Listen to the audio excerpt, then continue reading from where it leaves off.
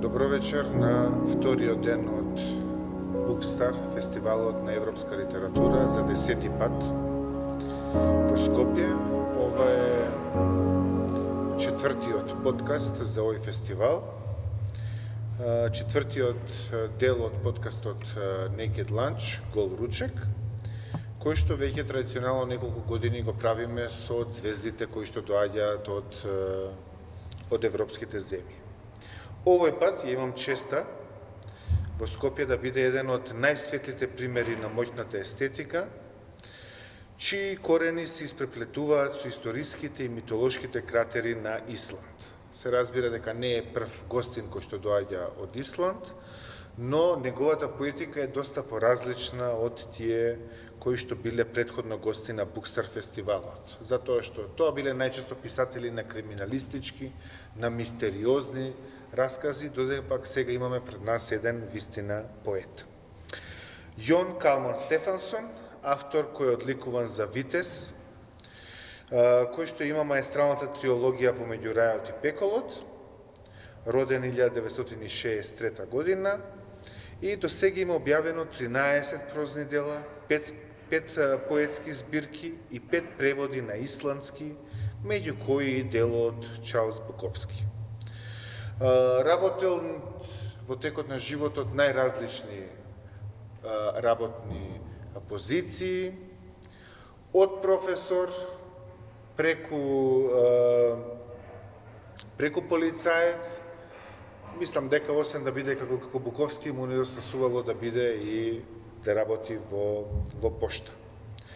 Неговото прво дело издадено во 1988 година, а од 2000-та е целосно посветен на својата писателска кариера. Во 2005-та ја освојува Исландската награда за литература. So we're going to continue now in English. Could you tell us something about the Icelandic culture for a start? Even though previously we had several writers from Iceland, still it's somehow a mysterious country for most of the Macedonians who are, let's say, somehow considered as a Mediterranean people in some way. Yeah. Could you tell us something about an ordinary day of Icelandic person in a urban or a rural area, something about the folklore, the beliefs and the superstitions? Well, obviously it's two very different countries. I mean, you are in the middle of the ocean of other countries, a bit far away from the ocean. We are in the middle of the Atlantic Ocean, and we have no neighbors. There are only whales and fishes and things and creatures in the ocean who are our neighbors, and we have always been, far away, in many ways isolated. Though not totally, because there's a lot of fish in the ocean around Iceland, and it was already started in the 14th, 15th century that English and Dutch and later French men, they came up to Iceland to fish, mostly cod. So we had so we were not totally isolated. They were in the summertime and influenced us, a bit. But though over the winter time we were always far away and didn't know what was going on in the world. Before the steamship,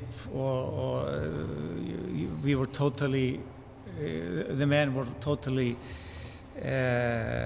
on the mercy of the wind and the weather.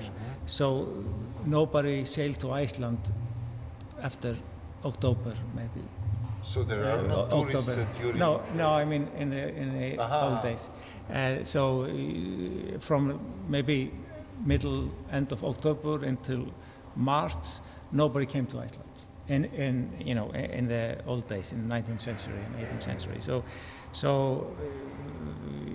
We had, for example, a Danish king, and the Danish king could be dead in Denmark, but he was still living in Iceland because nobody knew. So I think there was no update. There was no update. So I think that simple fact. I think that being a nation who for 1,200 years has lived with that being over the winter time far away from everything, and so you maybe could get a feeling that the world don't influence you as much as other nations, but of course that has changed, and since Second World War especially, we have become very, very modern country, and so I think that we are one of the most modernist country in the world, and doing very well with a lot of tourists and everything. But we're still, because of our language, and because we are in an island far away from everything, we are still an island in our mind, islanders.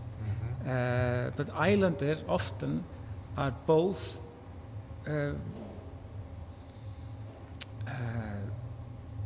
not selfish, but occupied by themselves.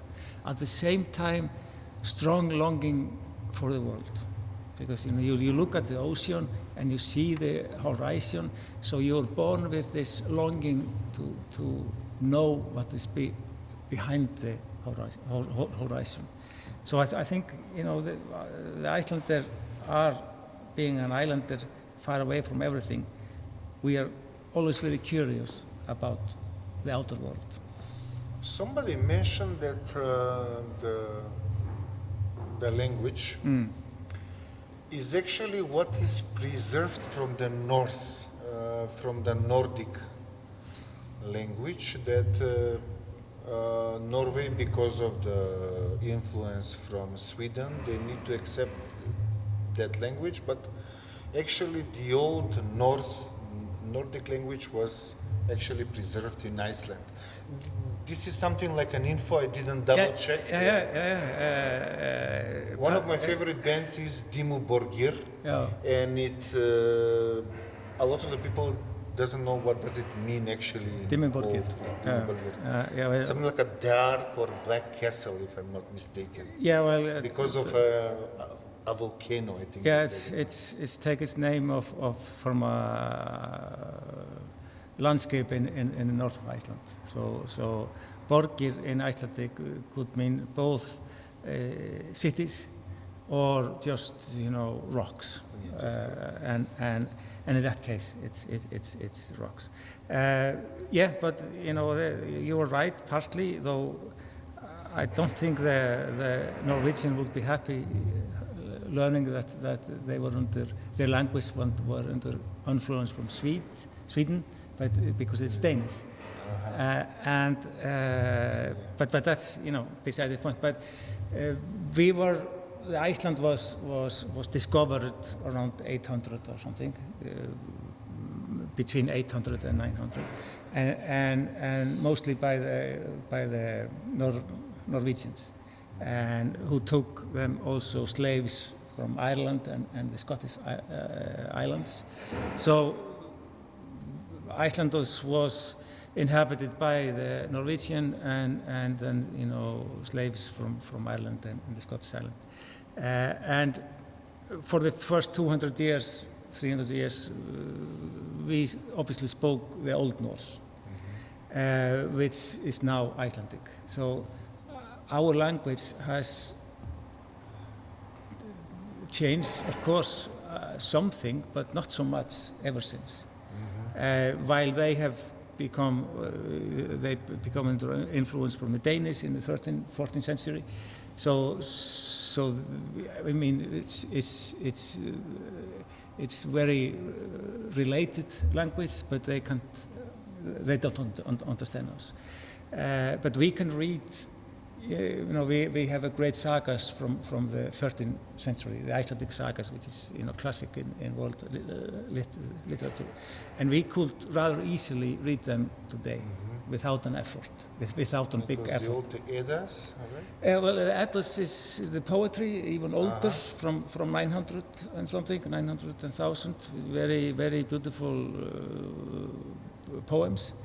And which is well known in Iceland and was partly written in Iceland. And it seems like from the beginning, Icelanders were crazy about poetry, and so we were under the Danish king, but we were those who were writing the stories of the Danish king.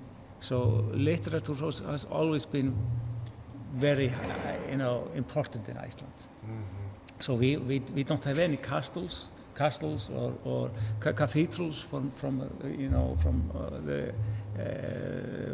old time. I mean, the oldest house in Iceland is from 18th century or something, and it's not very big. But our castles are the Icelandic sagas. That's interesting. Usually we know about Scandinavian crime fiction or Nordic noir. Several authors like Jo Nesbø, Jussi Adler Olsen, who was also part of the festival, Stig Larsson.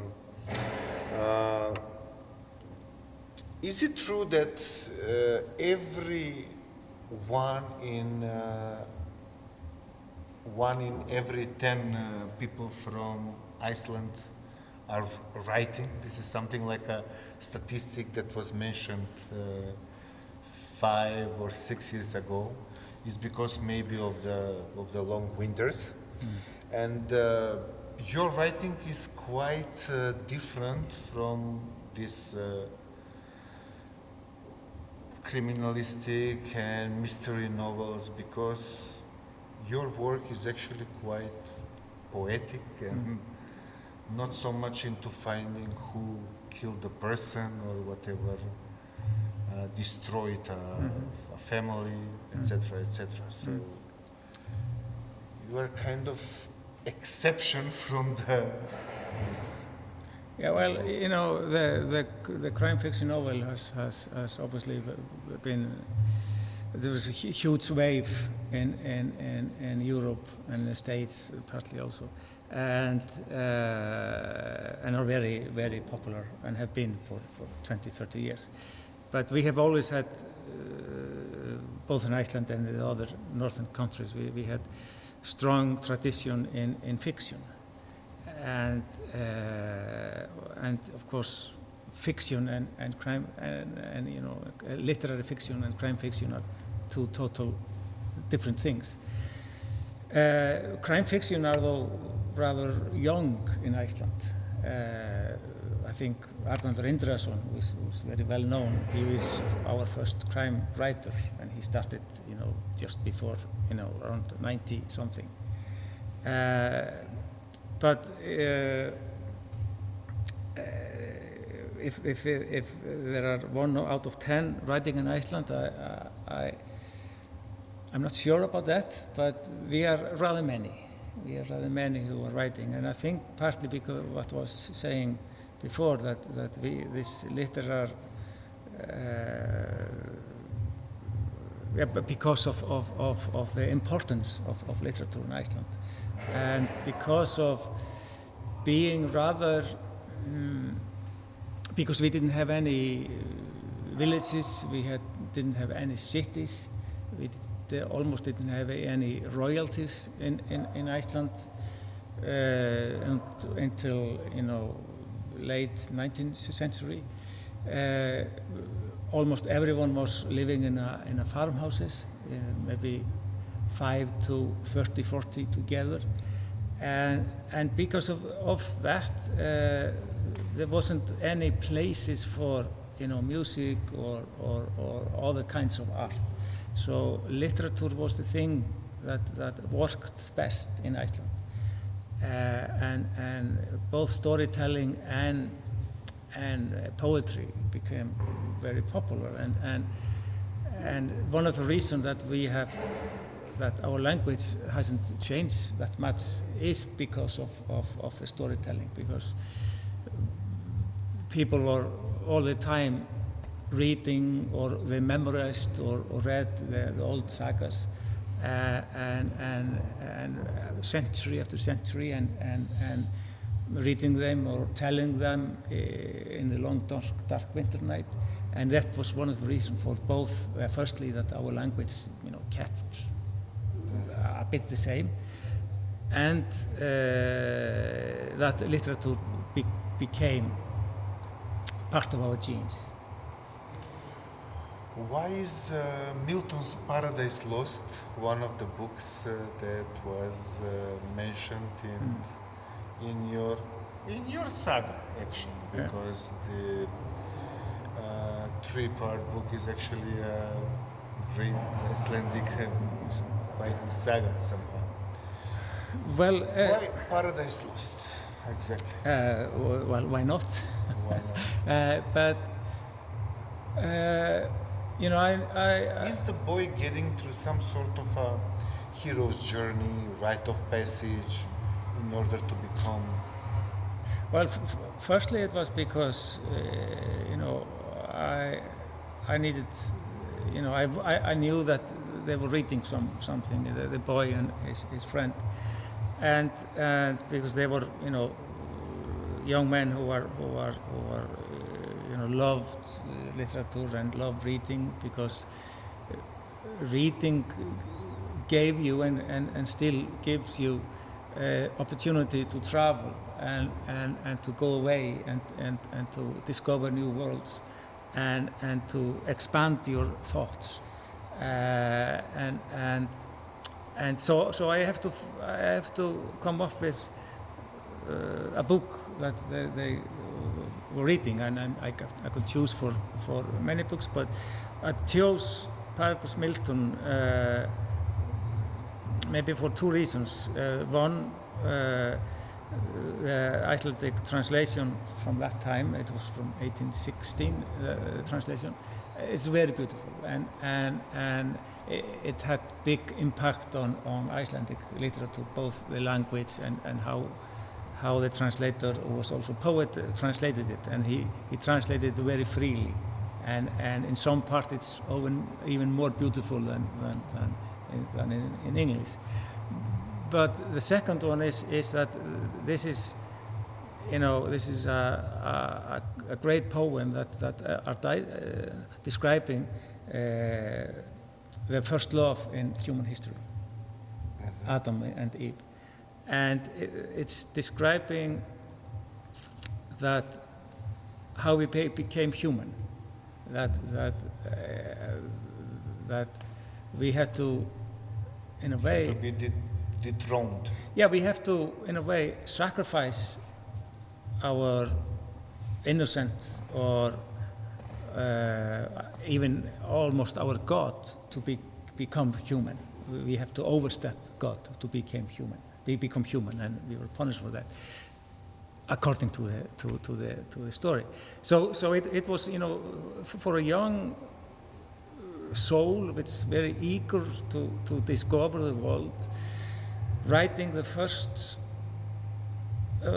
poem, great poem, describing the first love on earth and how we became human. I thought it was obvious choice for a young soul. Do you often mixture your prose with a lot of poetry? Because you say that your voice is a mixture of poetry and prose. How do you know when is the time to add the right dose of each one of them? Well, it's... You don't consider, I suppose, no, poetry as a childish disease of I mean, like measles of literature? I mean, poetry is one of the most important things that you can think of, and I always read poetry every day, and still write some poetry. But I started as a poet, but when I found my tone, which as a fictional writer or as a novelist, which took time, I discovered that and that came without thinking. It was just instinct. That my style is full of poetry, and that's simply because I write almost exactly as I think, and I guess I think like a poet, and so I write novels as a poet in many sense. So mixing poetry and prose, it's impossible for me to do it in other way. I can't write in other way. So I never think of it. I never think of when to add some poetic or if is it too much or not. Because I'm just playing my tune. Because in my conversation with one of the Macedonian writers and also professors who read your work, they said that the beauty in your writing is that you are going and reading it slow because of the poetry, and that's why you enjoy it. You cannot read like 300 pages in one day because of what is going to happen on the very next page, but you are enjoying all the metaphors, all the comparisons and everything, all the firstly, if you are enjoying it very much, then we have to praise the translators. It wasn't a piece of cake for him. No, for her, because translators are hugely important, and without, I often say that without translators we wouldn't have any world literature. So and they are the bridges, not only between languages but between cultures. So because of them we can read works, from every corner of the world. How much of the folklore and how much of the surrealism, how much of the mythology is in the stories about the boy who is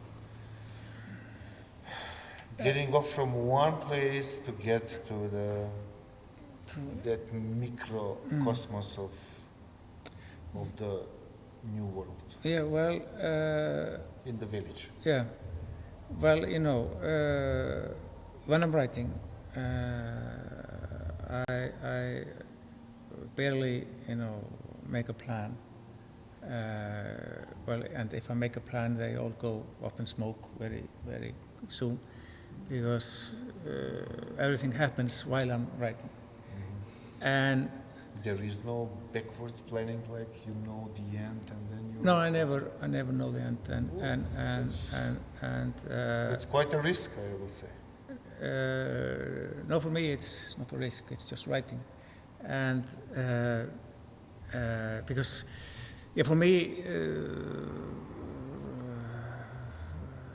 both fiction and poetry, it's the art of the unexpected, and if you can organize everything, then where is the unexpected thing? And when I first started Heaven and Hell, in my mind I was just writing a single book. I was not writing trilogy, and I was not going to write about 60 pages what it is about those men going into the ocean in a small boat and things happens there. It was I was just going to write 5 or 10 pages and then go to the main story. But everything changed when I started to write, and it just took me over. And when I was, in the second half of the first book, I realized it would be 2 books. And then I started with the sort of angel, and I thought it would be, those just 2 books. And when I was in the middle of sort of angels, I realized it would be 3 books. Mm-hmm. So there was no plan in that sense, but of course, I did a lot of research and reading about this period and it's the beginning of that. It's end of the 19th century, I would say, because that was a time of changes in Iceland, and I wanted to choose that time, because it was a time when there was more possibilities than before. I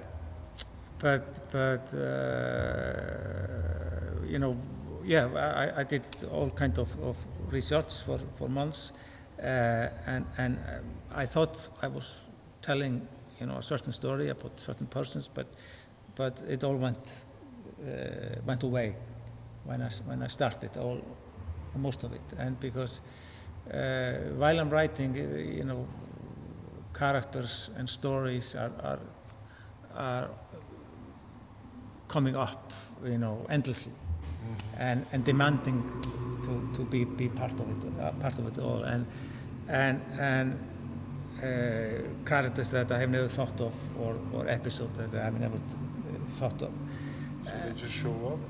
Yeah, they just come while I'm writing, and so this is a creation while I'm writing, and sometimes I write something for weeks, some episodes, and then later I realized I have to take it out, but that's part of everything. It's a fight every time. So there is no like a recipe of you get up, smoke a cigarette, start to write, then make a break. Well, because there are plenty of myths and plenty of different recipes. Yeah. Whatever works for the people. Yeah. Murakami runs.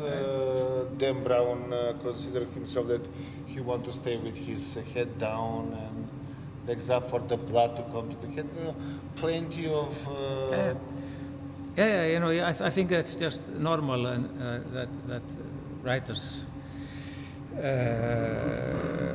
have some certain rituals. Yeah, you could call it that, or this rhythm, or something. What's is best for you? But I wake up in the morning and 7 or half past 6 or something, and have a breakfast and start to work. And while I'm writing the first draft, I work maybe 3 hours, 4 hours, and I write with my hand with a pencil, and that's just I started like that, and so there is another person who puts that in the computer? No, nobody. Firstly, because nobody can read my handwriting. It's like a secret scribble of gods or something. So I put it in a computer, and so when I'm writing the first draft, yes, maybe after 3-4 hours, you're totally finished. Your energy is gone. But then, when I start the second draft or put it in a computer, then my working days get longer, and they can go up to 10-15 hours of day. Mm-hmm. And it's how many times do you usually go through one scene or one pages? It depends. It's from maybe 10 times to 100 times. Whoa. Or something. So it is, some many sentences they may become,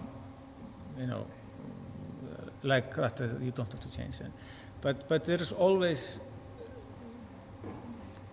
describing something, some scene or whatever that you have to add or take out or change a bit. So it's a constant work, and both, writing for me is a bliss, and I don't want to do any other thing. But of course, there's a lot of doubt and despair and all the shit, and I think that's just part of the game. And it will be terrible if you would never doubt what you are doing. Mm-hmm. Then something is very, very wrong. But maybe the fear that you are going through something so many times that you lose the first motivation, the first idea, and everything. No. Does it become too cosmetic? No. It's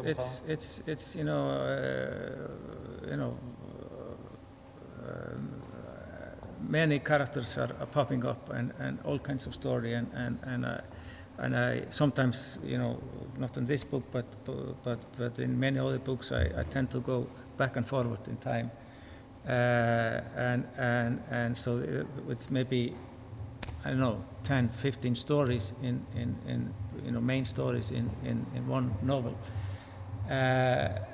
but it's never a problem for me. It's like, for me, the novel is like a piece of music, like and I can hear when something has to change So for me, to write is partly to create music with the language, with the style, and with the structure. For me, it's one of the same thing. I don't think that in my books that you can divide the character, the style, the structure, the atmosphere. It's all, in a way, it's all one world. Mm-hmm. And the style is very important, because if you have, if you are able to write certain style with certain rhythm, and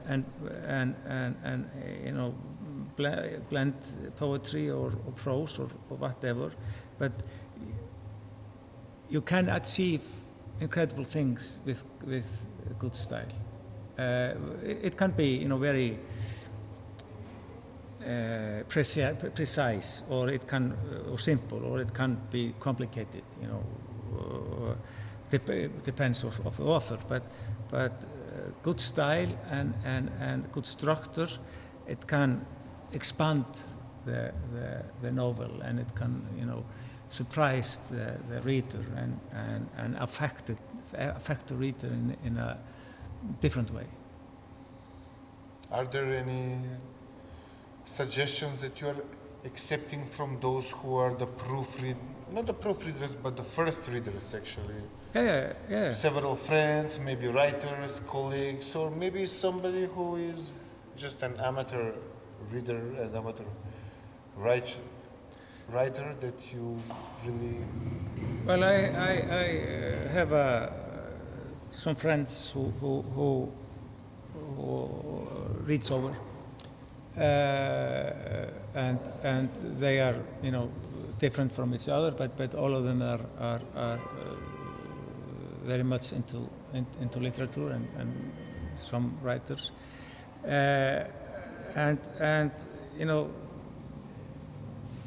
there are always something that you have to change, and I'm open to everything. To suggestions. Yeah, totally, and sometimes it doesn't hurt your ego, because no, it's comparing to Macedonia. Sometimes when you mention to people, but I liked it that way, you didn't understood, I'm gonna leave it, but it's too long. No, it's firstly, as a writer, when you're working at your book, you are totally inside the book. You see it from inside. You don't see it from outside. Maybe you can see it from outside after 10 years. So you don't see the flaws as well as others, especially if it's too long or whatever. Because sometimes the writer is in love with his own text or in a certain way. And those who are in love, they are not the best judges. And because they are sentimental, and they should be like that. So it's very vital for every writer to have some readers who he or she can trust and who are sharp, and you can trust that they will say whatever. And so I'm very happy that I have someone like that. And for the last year,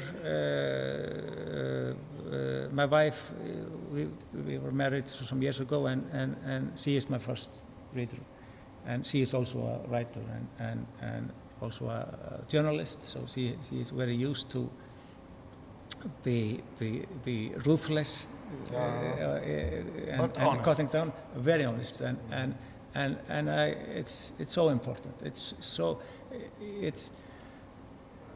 It's always better for the work, and of course sometimes you disagree and you don't change anything, but very often, at least in my case, if somebody mentions this episode is maybe too long or whatever, very often, I realized that inside I had always this feeling that something was wrong there.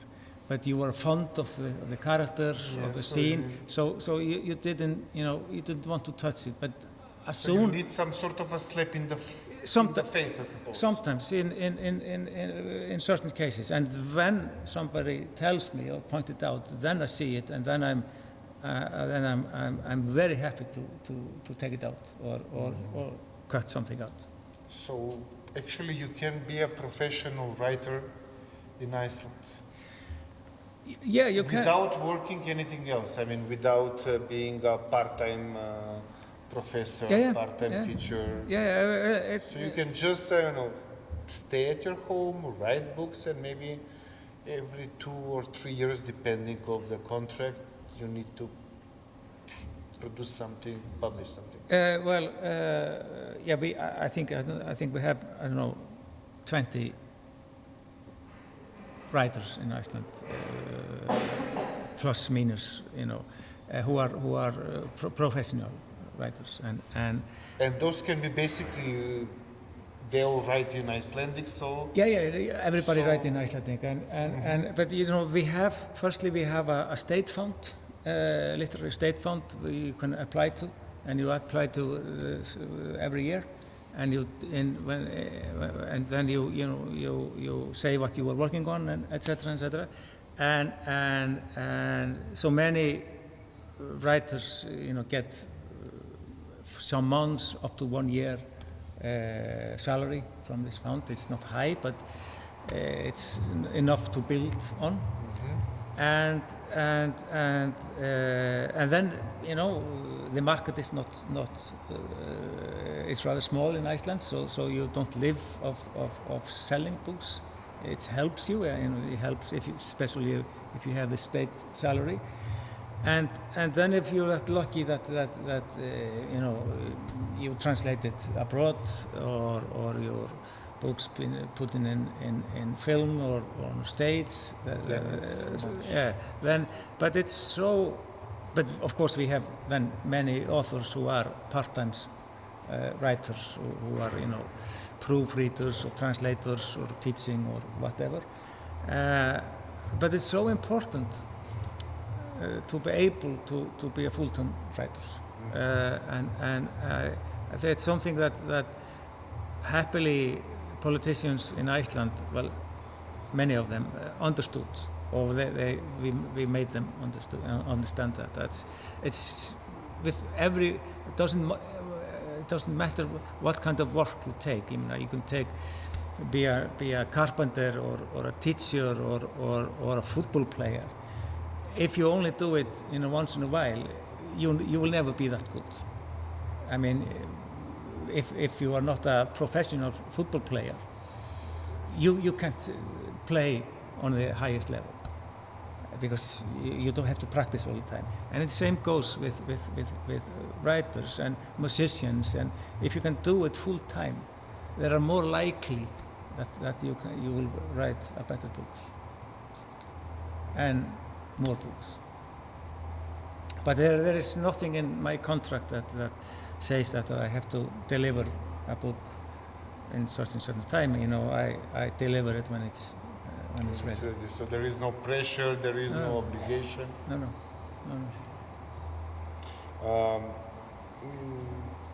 The theme of the festival is the metamorphosis because of the 100 years from the death of Franz Kafka.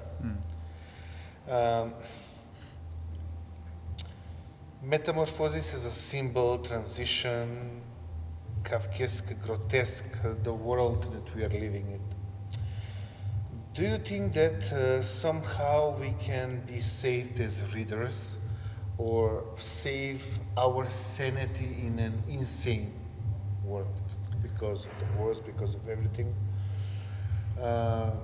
Do you think that we need another metamorphosis as a mankind, or we need something else? Synergy or whatever? You never know when you get a new Kafka or new Dostoevsky or whatever. I doubted that people who read Dostoevsky when he was living or the work of Kafka after they started to come out, that they could see it was good, but I doubted that they realize how good they were. And it same goes with all the books that are publishing and coming out today. They are in our faces. So it takes time for us to realize how good they are or not good. Just like a good wine, it needs it's a little bit more time. It's good whiskey. Yeah, good whiskey. Yeah, the best whiskey is 12 or 23 for yourself. And so, I think it's pointless to think about, when do we get new Kafka or whatever. But there are a lot of books coming out every year, everywhere. And many of them are rather good, and literature is always important in so many ways. Reading book is very often a pleasant thing to do, especially reading a good book, because a book and a reader, when they come together, they are alone in the world, and you sit down and you start to read, hopefully book, or then not on your, or if not book, then on your telephone or whatever, and then you are there alone with the text. It's just you, and that's something that we need so much. We need, and a good book makes you slow down. Makes you slow down, and the time slows down. Mm-hmm. And when you slow down, and when the time slows down, maybe you can hear better your own heartbeat, and you can hear your own thoughts. Just that is vitally important and makes you feel slightly better. And then we can add so many other things. In the book there may be something that makes you discover something about other country or about some theme or some historical events or whatever, or maybe also they change your mind in some way or open your mind. And if you're reading books from other culture, you get an insight in other culture. So reading, you are traveling. You travel in time, you're traveling through countries, through cultures, and you're traveling inside yourself.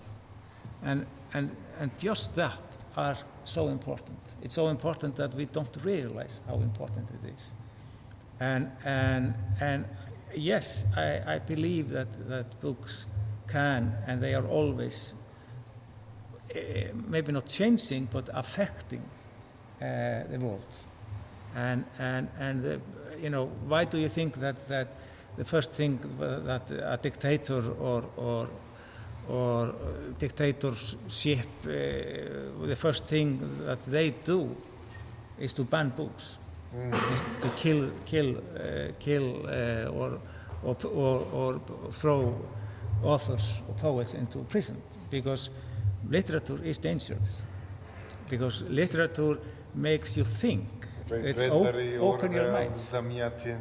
I mean, I was coming from Budapest, and there, they are packing some books into plastic in the bookshops because they are considered dangerous, because they're talking about homosexuals or whatever.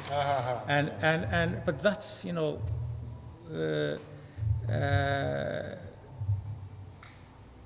because you can't control books, you can't control fiction, you can't control poetry. And therefore they are important, and therefore all those who want to control your mind, the first thing they do is to try to ban books or curse some author who are not writing in the way that you want that people are writing. Luckily, we don't ban books here. Luckily. Actually,